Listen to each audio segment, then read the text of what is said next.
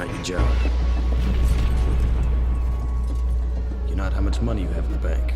What's up, YouTube? Poppy here, and today we are going to talk about growing up. Hey, Poppy. Over the years, I have developed a great sense of self and a much higher level of confidence. I've committed myself to doing whatever it takes to get what I want. But now, all of a sudden, this does not seem appealing to me. I feel willing to give up all the hard work to follow a completely different path. All of a sudden, the thought of screwing people over or succeeding at all costs makes me really uneasy. I feel like everything I wanted in life is being turned on its head. The world has really been showing its dark side lately, and I just don't want a part of all the bullshit anymore. I feel like I'm back at square one and then some. I've got no idea what I want out of life again. Am I going crazy? These are the times that try men's souls. Our ancestors and forefathers always had clear and solid definitions of masculinity and manhood. While the definitions varied in detail, the context was the same. Today, there is no system, no genuine respect for manhood.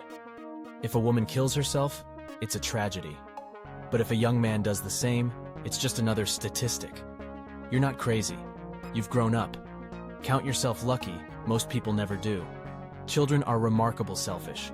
This is fine, as they are children. Growth is seen as the child growing and expanding on his or her abilities or schoolwork. However, around the age of 16, they become enchanted with a self-image for themselves. Now mind you, for some, this happens even earlier.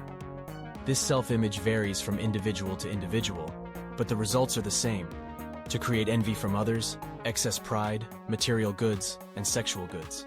This grand self-image, in order to exist, must use techniques and people as fodder, as stepping stones to success. What is obscene is that the basis of fulfillment of this self-image is the denial of the self. Narcissism is the denial of the self. It is to reject the gift of life. A musician trying to play the role of the soldier would have his soul destroyed. Likewise, a soldier trying to play the role of musician also would find his soul destroyed. We have been taught, at the earliest ages of youth, that in order to get things done and to make people happy, we must, on all levels, deny ourselves. In fact, I suspect that is why many men feel so misaligned today. We have denied ourselves women for so long, but enough is enough. What is a technique with woman but the fundamental denial of self? We are taught to act this way, do that, then this, and that over there, and perhaps we get the girl. But what is the cost? By using some techniques we find on the internet, we never truly know if we can really get women. Yes, techniques sell well because they are painless. Let me tell you, if anyone ever tells you something in life will be painless, they are a salesman. Nevertheless, techniques are not an addition to your character, but often a denial of it. Rather than facing up to the hard questions of life and our own masculinity, it is much simpler and easier to adopt a series of techniques.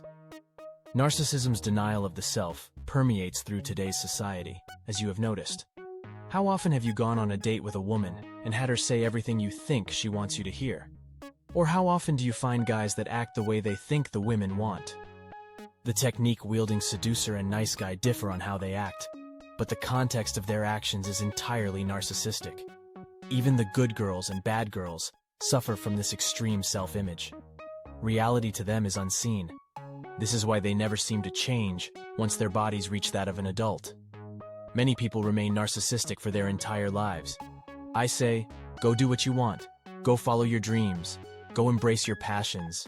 Go for the girl you think is out of your league and super hot. Go for the fruits of life. Do not deprive yourself. When you do so, you slowly become embittered and turn that bitterness into a virtue. Look how nice I am to women. Look how I sacrifice for my education/job/family/etc. The list goes on and on. A good book to read about that is The Fountainhead. In the end, we can either avoid the pain or we can tackle it head on and be a man not for women, not for society, not for our parents, not for our church, but for ourselves, as being a man is the closest males can get to heaven on earth. Thank you for watching.